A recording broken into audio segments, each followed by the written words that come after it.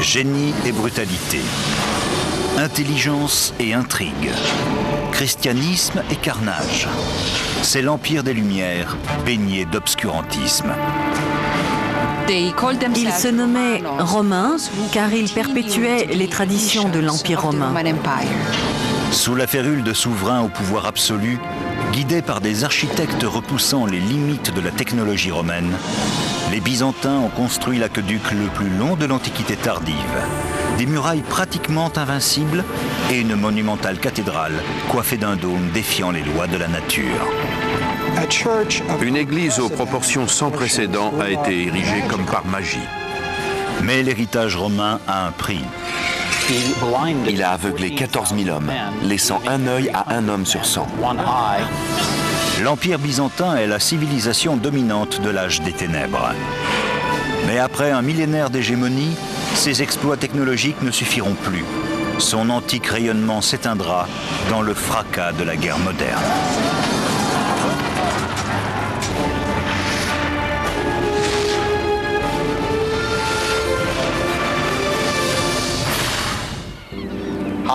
Bonjour, je suis Peter Weller. Byzance est une ancienne cité grecque fondée aux alentours de 600 avant Jésus-Christ et nommée ainsi en l'honneur du roi Byzas. L'intérêt du site, c'est ce mince bras de mer qui relie l'Asie à l'Europe et la mer Noire à la Méditerranée. Le détroit du Bosphore ou passage resserré selon l'étymologie. Aujourd'hui, byzantin signifie intrigant ou retors. Mais durant 1100 ans, l'Empire a non seulement préservé l'important héritage législatif et littéraire de l'Occident, mais aussi établi solidement le christianisme, tout en nous donnant des artisans, des bâtisseurs et des artistes dont on saluera l'influence de la Renaissance jusqu'au XXIe siècle. Et tout commence sous les auspices de l'empereur Constantin, qui, contrairement à tous les arnaqueurs et charlatans de l'histoire, ayant usurpé le surnom de Grand, mérite vraiment cette épithète. 8 novembre 324. Après 2 décennies d'une guerre civile meurtrière, Constantin prend enfin le contrôle total de l'Empire romain. C'est un chef qui a une vision, un brillant stratège, un homme sans limite.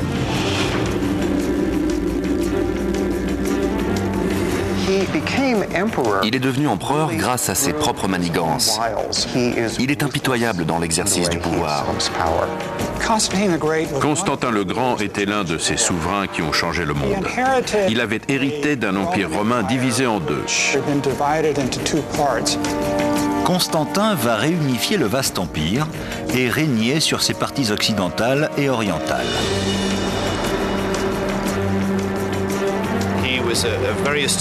C'était un fin politique, confronté au problème d'administrer, de diriger cet immense domaine.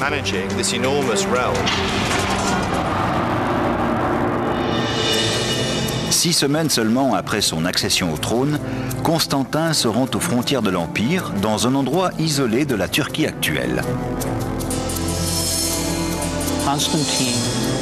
Constantin a pris une lance pour tracer le plan de la ville dans la terre. Son entourage était confondu devant la taille du projet. Il aurait dit « J'irai aussi loin que celui qui me guide le voudra ». Cette ligne deviendra la frontière de la nouvelle capitale impériale, la Nouvelle Rome. Et de ce croquis naîtra une brillante cité, cœur d'un grand empire. Elle prendra le nom de Constantinople, la ville de Constantin.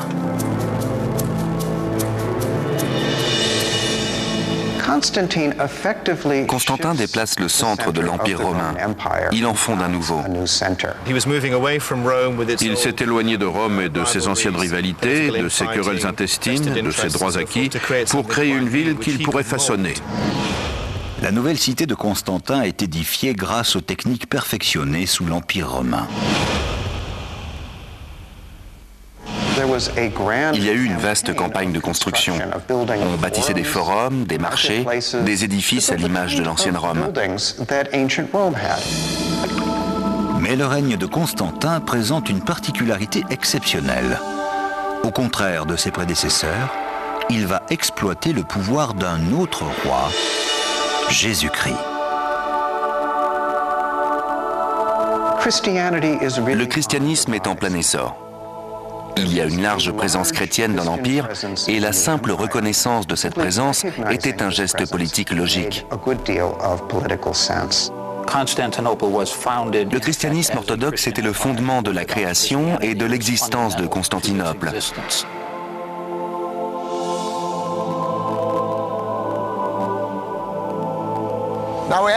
N'oublions pas que si Constantin était vénéré par les chrétiens, il était tout de même empereur, autrement dit, un despote. Il a tué son fils, son beau-fils et sa deuxième femme lors d'un voyage en Italie.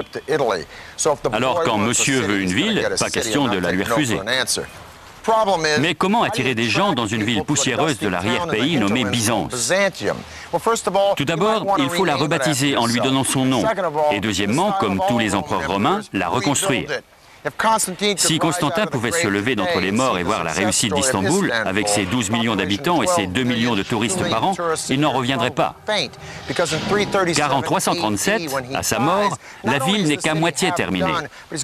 Et il y a un gros problème.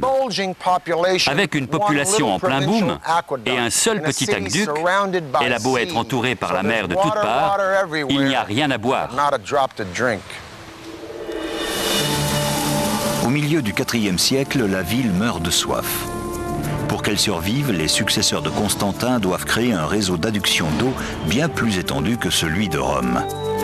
Ils vont accomplir l'une des plus grandes prouesses techniques du monde antique.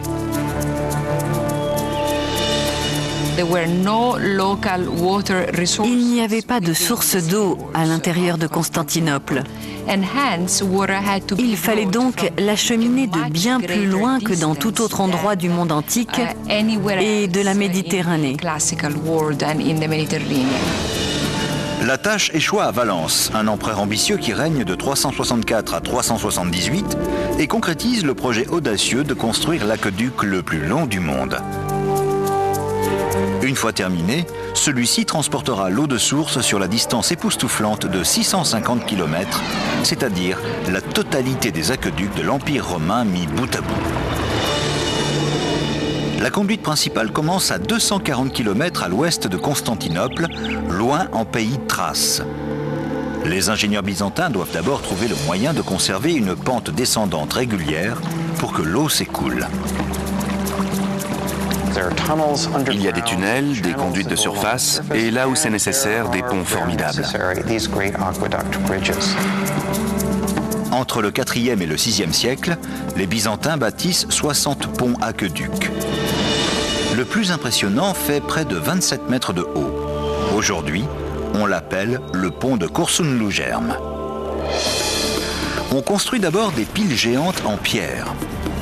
Une fois les piles érigées, les maçons s'attaquent aux arches monumentales. Des cadres de bois maintiennent les pierres de chaque arcade jusqu'à ce que la clé de voûte soit placée et l'arche terminée. On déplace alors la structure de bois au niveau supérieur pour répéter la manœuvre. Comme les Romains, les artisans byzantins ornent leurs ponts de sculptures religieuses. En revanche, leurs symboles sont chrétiens et non païens. À plus de 120 km de là, un autre pont encore plus gigantesque transporte l'eau jusqu'au cœur de Constantinople, devenue Istanbul, capitale de la Turquie moderne. Je me tiens sur l'aqueduc géant construit pour l'ancienne Constantinople sous le règne de Valens. Un nom qui évoque le pouvoir, Valens. L'aqueduc fait 240 km de long au total, mais cette seule section, entre deux collines, équivaut à 11 terrains de football. Largement de quoi régler le problème d'adduction d'eau de la ville. Et n'oublions pas, comme nous l'avons vu dans tous les autres empires, que lorsqu'on veut marquer son pouvoir par des travaux publics, autant le faire en grand. Mais approvisionner la ville en eau ne résout que la moitié du problème. Une fois à l'intérieur des murs, il faut l'entreposer et il y a peu d'endroits inoccupés. Les ingénieurs byzantins relèvent le défi en créant le système de stockage souterrain le plus élaboré du monde antique. Avec le temps, ils construiront plus de 150 réservoirs souterrains.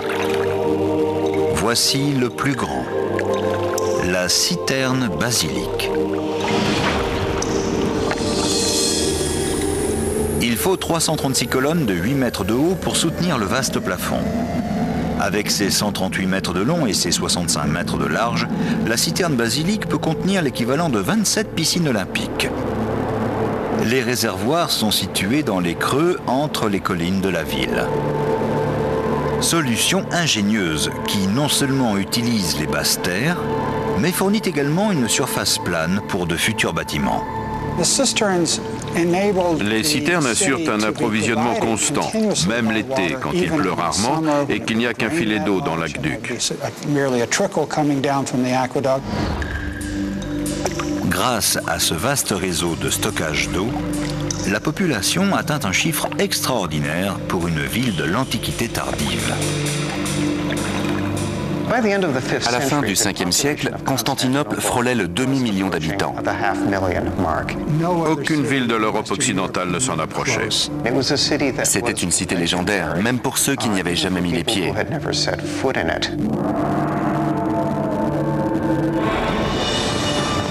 Mais bien loin de là, dans les steppes d'Asie, une lame de fond se prépare à déferler sur l'Europe. La vague est portée par un certain Attila, dont l'armée sera bientôt aux portes de Constantinople. Seul un coup de génie militaire, le plus grand système défensif de l'Antiquité tardive, sauvera la ville. Tandis que l'Occident décline, l'Orient et Constantinople rayonnent. Le seul hic, c'est que plus la ville s'enrichit, plus elle attire les tribus nordiques en maraude. Après avoir attaqué l'Italie, celle-ci regarde vers elle avec convoitise. Constantin le Grand avait tracé les contours de l'Empire byzantin. À présent, les Huns veulent l'effacer. Les textes contemporains qui les décrivent comme débraillés, horribles, affreux, bestiaux, prouvent la terreur que les Huns inspiraient à la population. Mais les Byzantins ont un plan pour les repousser.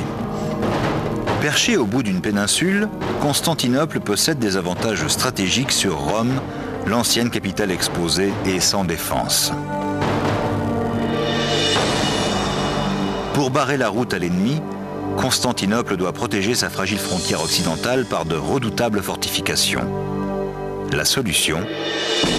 Les remparts les plus solides, les plus sophistiqués jamais construits, le mur théodosien. L'ironie de l'histoire a attribué la plus grande prouesse technique militaire de l'Antiquité tardive à un empereur qui n'était qu'un enfant à l'époque de sa conception, Théodose II. L'édification des défenses de Constantinople débute alors que Théodose n'a que 11 ans. C'est à son préfet, Antémius, que revient l'honneur d'avoir dirigé leur construction. Les Romains édifient des remparts depuis des siècles, mais les ingénieurs byzantins font face à un défi de taille. Constantinople repose sur une faille et les tremblements de terre sont une menace permanente. Comment construire de manière à résister à un séisme ? Réponse, avec du mortier de chaux. Les Romains d'Occident utilisaient du béton, ce qui crée un mortier dur comme la pierre, rigide une fois pris. Le mortier de chaux est plus souple, ce qui permet au bâtiment de s'affaisser sans s'écrouler. Dans le brillant projet des Byzantins, le mortier de chaux alterne avec des bandes de briques et de pierres. On monte d'abord 2 murs de pierre taillée, comblés de débris de briques et de mortier. Pour lier les couches de pierre et de débris, des bandes de 5 briques d'épaisseur sont disposées dans la largeur de la muraille. L'avantage, c'est que ça donne une certaine flexibilité en cas de séisme mineur. L'addition des briques brise l'uniformité du mur, ce qui lui permet d'absorber les chocs sans s'effondrer.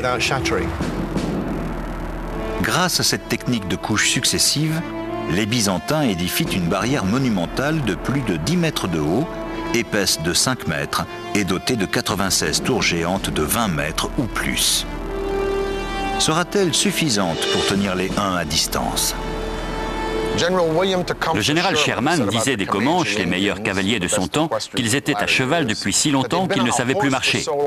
Eh bien, les Huns étaient les grands-parents des Comanches. Ils mangeaient, vivaient et mouraient à cheval.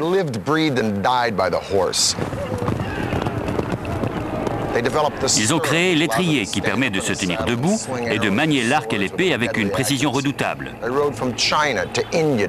Ils ont parcouru la Chine, l'Inde et l'Europe, pillant et semant la terreur, se gavant de viande crue attendrie sous la selle, vêtus de peau de mulot, qu'ils portaient jusqu'à ce qu'elle pourrisse. Bref, Attila et les Huns donnent un nouveau sens au mot féroce. Il était excellent dans son domaine, qui était le viol, le pillage et la destruction des défenses de l'Empire romain. Durant les 7 premières années de son règne, presque toute l'Europe tombe aux mains d'Attila et de ses Huns. Mais en dépit de ses tentatives répétées, il n'a toujours pas pris Constantinople. Mère Nature va lui donner un coup de pouce. En 447, une série de séismes catastrophiques, bien plus violents que tout ce que les ingénieurs byzantins avaient envisagé, ébranlent la ville. Attila saisit l'occasion au vol. 57 tours ont été abattues par les secousses. La ville est sans défense. L'armée des Huns se remet en marche. Direction Constantinople. L'empereur Théodose rassemble les habitants pour reconstruire les fortifications à partir des décombres. Elles seront encore plus formidables qu'avant. Mais l'armée ennemie approche rapidement et les citoyens n'ont que quelques semaines pour réparer des murailles qui ont demandé des années de construction. Les Byzantins ne veulent pas courir de risques. Une triple ligne de défense est intégrée au nouveau mur fortifié de Théodose.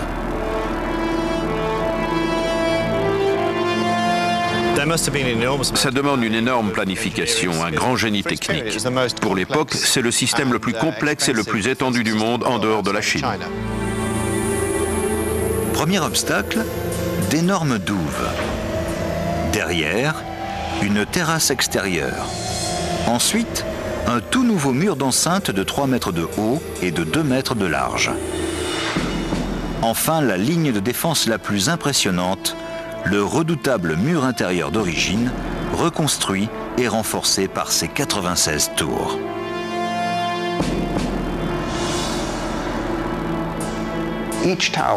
Chaque tour est un petit château à part entière.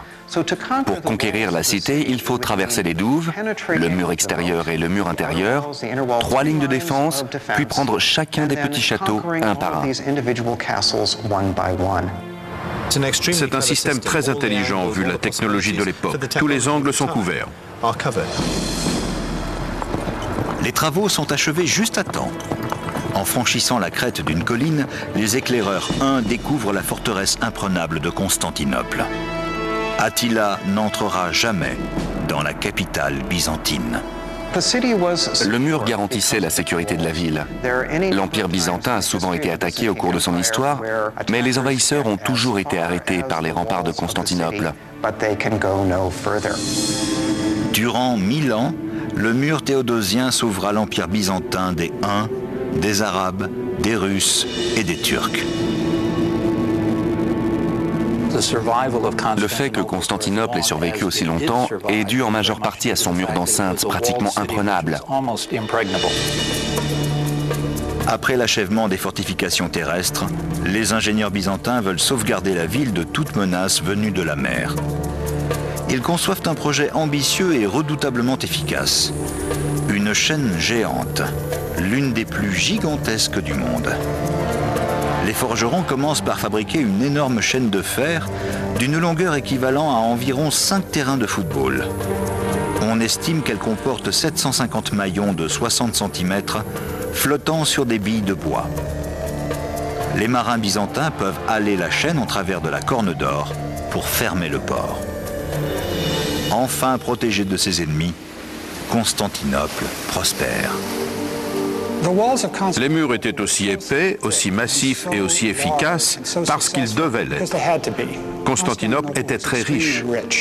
C'était comme une banque avec une immense salle des coffres. C'était la ville la plus riche du monde. Pratiquement toutes les grandes routes commerciales s'y croisent. Les richesses de pays aussi lointains que l'Égypte, la Chine et la Russie transitent par la capitale byzantine vers l'Occident. Mais cette manne financière attire les ennemis de l'Empire qui dévastent les campagnes pour grappiller les restes. La capitale était éclatante de prospérité, mais l'Empire rapetissait de plus en plus. Les frontières étaient constamment grignotées par les tribus nomades. À la mort de Théodose II, en 450, la Méditerranée, qui était autrefois le lac privé de Rome, était devenue un vaste océan sur la rive duquel l'Empire représentait à peine une station balnéaire. Faire revivre la Rome de Constantin sera l'unique obsession d'un empereur très controversé, marié à une femme très énergique, au talent très particulier.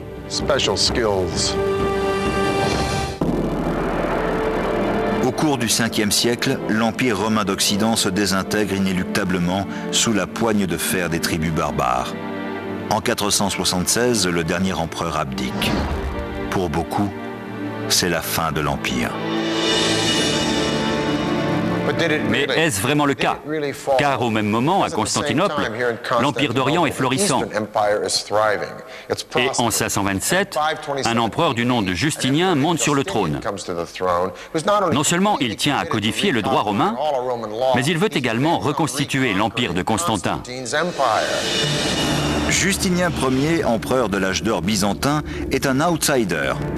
Il a la chance d'être le neveu d'un soldat à qui une brillante carrière a permis d'accéder au trône. Justinien était né à la campagne dans l'actuelle Serbie. Il était venu chercher fortune à Constantinople avec son oncle Justin. Ses 40 ans de règne sont marqués par une intelligence brillante, une éthique de travail sans précédent et une brutalité implacable. 2 ans avant son accession au trône, Justinien épouse une femme superbe et déterminée, Théodora. Il n'y a qu'un problème. Théodora est une ancienne danseuse et courtisane. Pour effacer son passé douteux, Justinien lui offre une promotion. Le jour de son couronnement, il la nomme co-impératrice.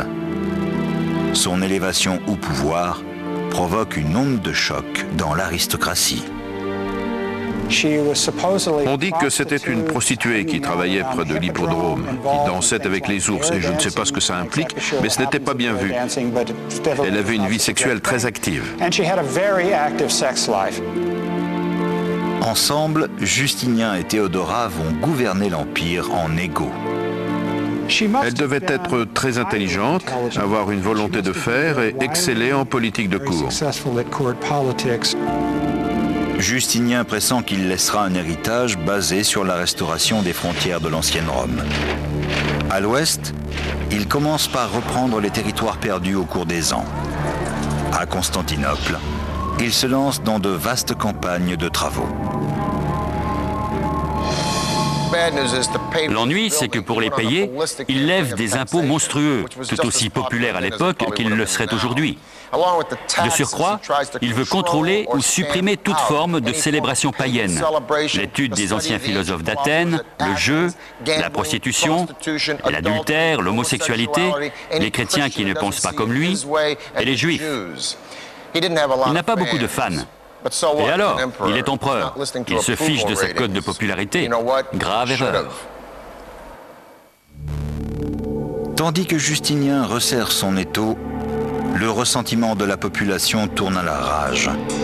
Et contrairement aux autres civilisations, où les masses n'ont pas de lieu pour exprimer leur colère, les Byzantins ont l'hippodrome. C'est le cœur de la vie sociale de Constantinople. Conçu comme un stade pour les courses de chars, il peut accueillir jusqu'à 100 000 personnes. Sa construction s'est étalée sur 2 siècles. Une tâche colossale, exigeant chacune des techniques du bâtiment connues à l'époque. En forme d'épingle à cheveux géante et calquée sur le célèbre Circus Maximus de Rome, l'hippodrome fait près de 500 mètres de long et 117,50 mètres de large. Le terrain décline brusquement à l'extrémité sud du site, choisi par les architectes. Ils ont construit des soubassements voûtés comme dans la Rome antique, afin de créer une plateforme au bon niveau. On fait venir artisans et maçons de toute la Méditerranée. Ils commencent par bâtir l'arcade du soubassement, haute de 4 étages. Elle constitue une galerie abritant échoppes et cafés. Au-dessus, 2 étages de gradins surmontés d'un portique surplombent la piste sablée.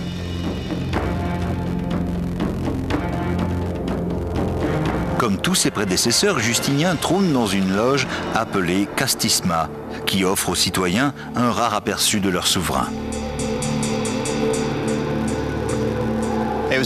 C'était un mélange de stades, de salles de spectacle et de tribunes pour la propagande impériale.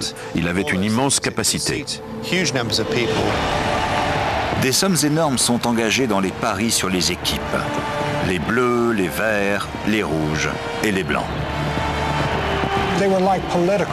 Ils représentaient les factions politiques. Aujourd'hui, on se dispute autour des résultats des matchs de foot. Eux, c'était les courses de chars, et ça pouvait prendre une importante dimension politique. L'hippodrome est l'une des gloires architecturales de Constantinople. Mais en 532, il est également le théâtre d'un des actes les plus brutaux d'un empereur contre son peuple. Un jour de janvier, Justinien, à l'apogée de son impopularité à cause de sa politique rigoureuse et à ses lourds impôts, apparaît dans sa loge devant une foule en ébullition. Tout d'un coup, ils se sont rassemblés et ont marché contre l'empereur. Cet endroit était le cœur cérémoniel et politique de l'Empire, et des dizaines de milliers d'opposants étaient en pleine émeute.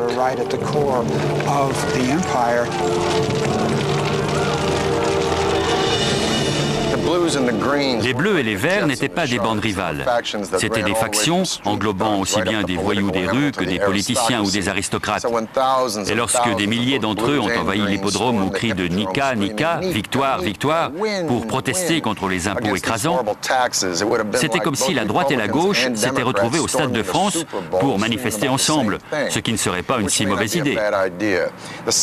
Malheureusement, la grogne a tourné à l'émeute et l'émeute à l'insurrection. Une semaine plus tard, un tiers de la ville était en cendres. Justinien a eu tellement peur qu'il a failli s'enfuir. Dieu merci, il avait une femme de tête.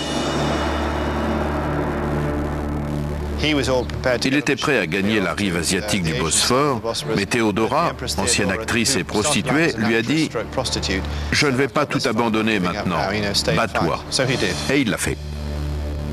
Les paroles de Théodora font mouche. Les représailles de Justinien seront calculées et terribles. Il envoie ses généraux rassembler une troupe qui marche sur l'hippodrome. La fin de la sédition Nika est un événement de proportion biblique. Justinien appelle les rebelles à se réunir dans l'hippodrome, suggérant qu'il pourrait leur faire des concessions. C'est un piège. Les portes se referment sur eux et les troupes impériales les massacrent. En quelques minutes, tous les insoumis sont systématiquement abattus. Le centre de la vie publique de Constantinople est devenu un charnier estimé à 30 000 corps. C'était un homme accessible et affable qui pouvait d'une voix douce ordonner le meurtre de milliers de personnes.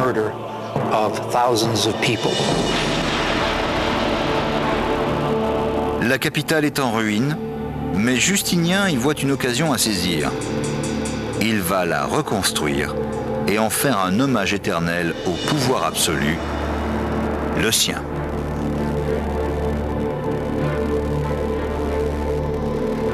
Des cendres de Constantinople naîtra l'une des plus magnifiques églises du monde. Elle sera le centre de la nouvelle religion et le témoignage du génie byzantin dans les siècles à venir.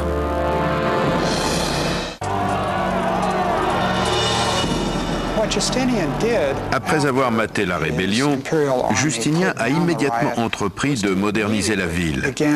Et il a proclamé qu'il tenait les rênes et que tout allait bien dans l'Empire romain. Justinien n'est pas connu parce qu'il était impitoyable. Nous nous souvenons de lui parce qu'il nous a légué un somptueux héritage architectural. La priorité de l'empereur est de rebâtir la principale cathédrale de la ville, l'église de la Sainte Sagesse, Sainte Sophie, qu'on appelle aujourd'hui Hagia Sophia. Il charge les architectes Isidore de Milet et Antémios de Tralles de sa construction. Respectivement professeurs de physique et de mathématiques, excellents théoriciens, ils n'ont pas une grande expérience du terrain. Les architectes de Sainte-Sophie n'étaient pas les meilleurs de leur temps. Pour le meilleur ou pour le pire, ils étaient professeurs. Nous autres, professeurs, n'avons pas toujours les connaissances pratiques. Pourtant, Justinien leur laisse carte blanche. Il n'a que deux exigences, que la cathédrale soit terminée le plus vite possible et qu'elle ne ressemble à aucun autre monument sur Terre. Les travaux démarrent 6 semaines à peine après la sédition de Nika. Il fallait des années pour former des équipes d'ouvriers, pour rassembler tous les matériaux de construction nécessaires à un projet de cette envergure. Justinien l'a fait pratiquement dans la seconde. Isidore et Antémius proposent un projet de conception révolutionnaire et de proportions gigantesques. Ils veulent créer la plus grande coupole du monde, 32 mètres de diamètre. Pour cela, ils vont perfectionner un élément architectural inventé par les Romains, mais jamais parfaitement réalisé, le pendentif. Il faut d'abord construire 4 arches massives pour soutenir le dôme. Viennent ensuite les pendentifs, des triangles sphériques qui permettent de couvrir un espace de plan carré avec une coupole de plan circulaire et de répartir son poids uniformément sur les 4 arches. L'addition de demi-coupoles, plus petites, ouvre un espace encore plus vaste.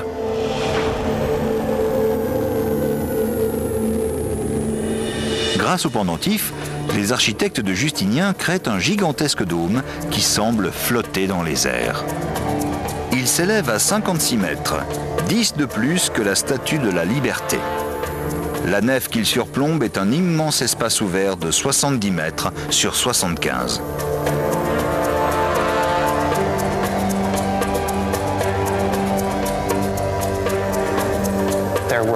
Il y avait 100 équipes de 100 ouvriers, dont la moitié travaillait du côté nord de l'édifice et l'autre du côté sud, rivalisant entre elles pour ériger la grande église. Une église de dimension jamais vue surgissait comme par magie, plus vite que n'importe quel bâtiment de l'époque et de cette taille. Hagia Sophia est consacrée en 537. Moins de 6 ans après la pose de la première pierre. Justinien était très fier de son église, à juste titre. C'était une grande idée, un grand projet conceptuel. Sa réalisation, l'édifice lui-même, était risqué. Un constructeur plus averti et plus pragmatique aurait compris qu'un dôme de cette taille, avec les matériaux disponibles en si peu de temps, serait au mieux dangereux. Avant même la fin de la construction, les piliers soutenant les arches commençaient à gauchir et à s'écrouler. 20 ans plus tard, le dôme s'effondre lors d'un séisme. L'architecte Isidore le Jeune, neveu du premier, est chargé de sa réfection. Il solutionne le plus grave défaut en surélevant le sommet, car une poussée plus verticale sur un dôme plus haut s'appuie sur le sol qui forme un bon support. Un dôme aplati, trapu, dont la poussée est horizontale, refoule le poids sur les côtés et boum, tout s'écroule.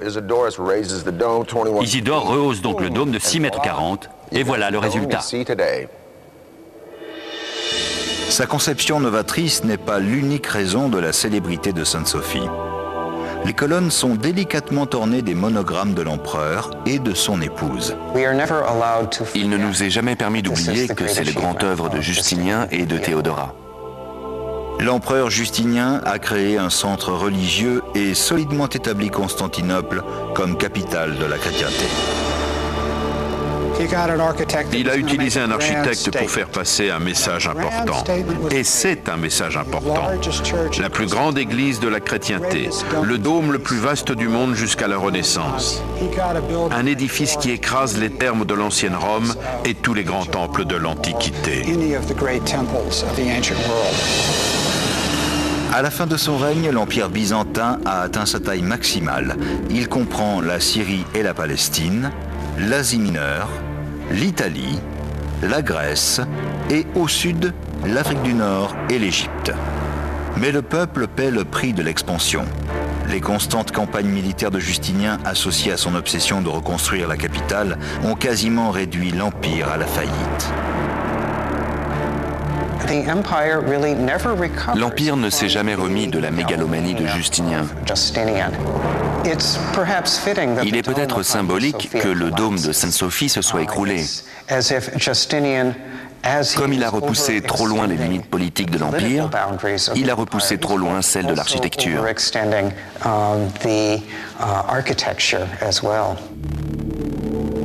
Au cours des 3 siècles suivant sa mort, l'Empire verra son domaine se réduire constamment. Mais Constantinople demeure un havre de sécurité dans le chaos. Et au Xe siècle, les Byzantins renouent avec la gloire militaire, équipés d'armes à la technologie de pointe et menés au combat par le plus fin stratège ayant jamais ceint la couronne.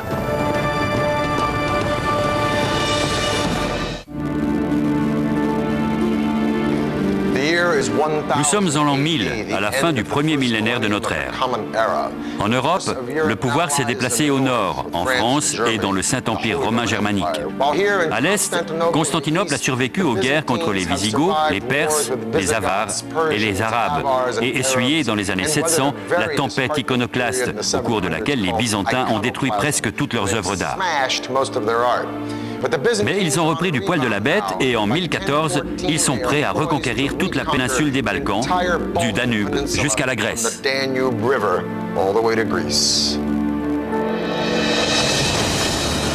Celui qui dirige la Renaissance byzantine est Basile II.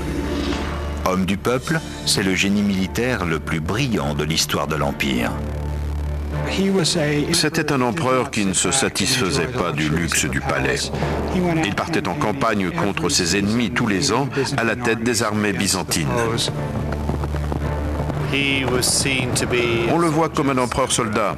C'était un chef militaire extrêmement compétent, très capable, très intelligent et plein de ressources, ainsi qu'un bon souverain. Le plus grand ennemi de Basile est le tsar Samuel qui règne sur la Bulgarie, un royaume slave en rivalité pour le contrôle des Balkans. En 986, une dizaine d'années après son accession au trône, Basile subit une défaite cuisante devant Sofia. La première fois qu'il a attaqué au nord, il avait tout juste 18 ans. Il s'est jeté droit dans une embuscade. Humilié, Basile jure qu'il se vengera de la nation bulgare. Une vengeance qui aura lieu un quart de siècle plus tard. En attendant, sa défaite enhardit ses adversaires au sein de l'Empire. Après avoir réprimé une série de révoltes, Basile veut reconquérir les territoires perdus et rendre tout son éclat à Byzance. Il ordonne à ses ingénieurs d'inventer un nouveau modèle d'arme de siège, le trébuchet.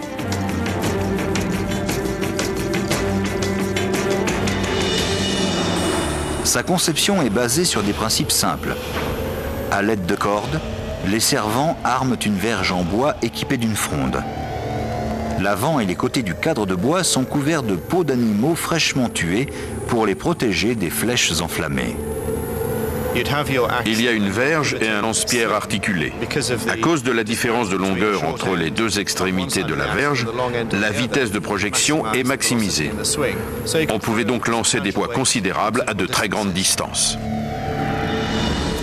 Et comme Basile n'est pas homme à faire les choses à moitié, le trébuchet de ses ingénieurs peut soulever des pierres de plus de 180 kg et son maniement nécessite une force colossale, pas moins de 400 hommes. Avec les meilleurs soldats et l'engin de siège le plus efficace du monde, l'armée byzantine est invincible. Et après des années sur les champs de bataille, Basile a inculqué la férocité et la discipline à ses hommes. Il a la réputation d'être dur mais juste. Et quand les soldats ont foi en leur chef, ils se battent mieux. Il interdit à ses hommes de briser les rangs et les sermonne sur la nécessité d'être prêt à tout instant. Son armée se déplace à la vitesse de la lumière sur tout type de terrain. Enfin, en l'an 1001, Basile décide qu'il est temps de retourner en Bulgarie pour terminer le travail.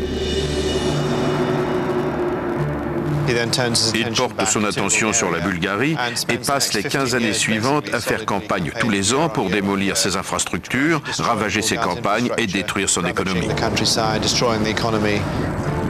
Le tsar Samuel va connaître toute l'étendue de la fureur de Basile. Samuel est le seul qui ait battu Basile au combat, et il va le payer cher. Le 29 juillet de l'an 1014, Basile lance une attaque surprise et capture l'armée bulgare, 14 000 hommes. Sa vengeance sera brutale. Il leur crève les yeux, laissant un œil à un homme sur 100 pour les reconduire en Bulgarie. Lorsque Samuel voit son armée défaite et mutilée, il s'effondre et meurt 2 jours plus tard. C'est une chose d'exécuter tous ces gens. C'en est une autre de les renvoyer dans leur pays, où leurs concitoyens devront s'occuper d'eux d'une manière ou d'une autre, où ils seront une charge permanente pour la société. Cette cruelle victoire vaut à l'empereur le contrôle des Balkans et le surnom de « tueur de Bulgares ».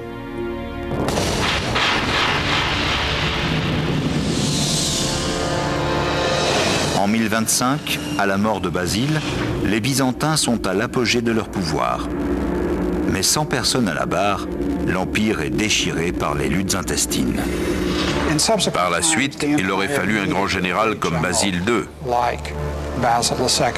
Il n'y en avait pas.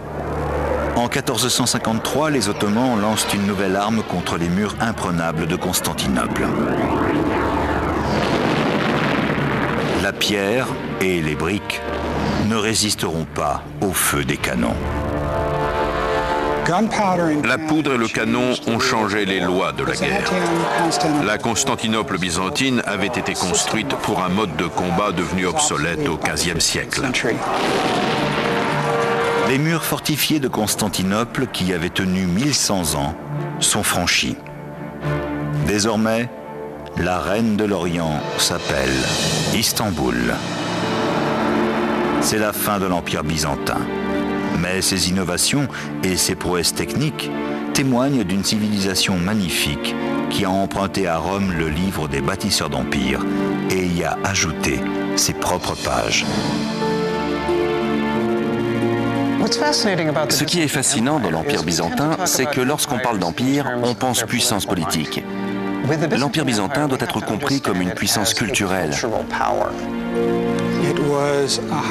C'était une société intellectuelle très sophistiquée. Les religieux grecs s'intéressaient à la littérature ancienne. Ils conservaient d'anciens textes.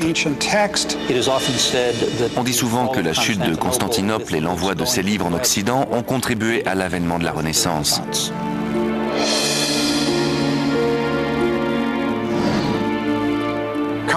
Constantinople a créé des chefs-d'œuvre. Elle a catapulté le christianisme au firmament. Elle a façonné les lois du monde occidental. Elle a préservé l'héritage du savoir de l'Antiquité. Mais l'Empire byzantin a disparu pour de bon. C'était Peter Weller.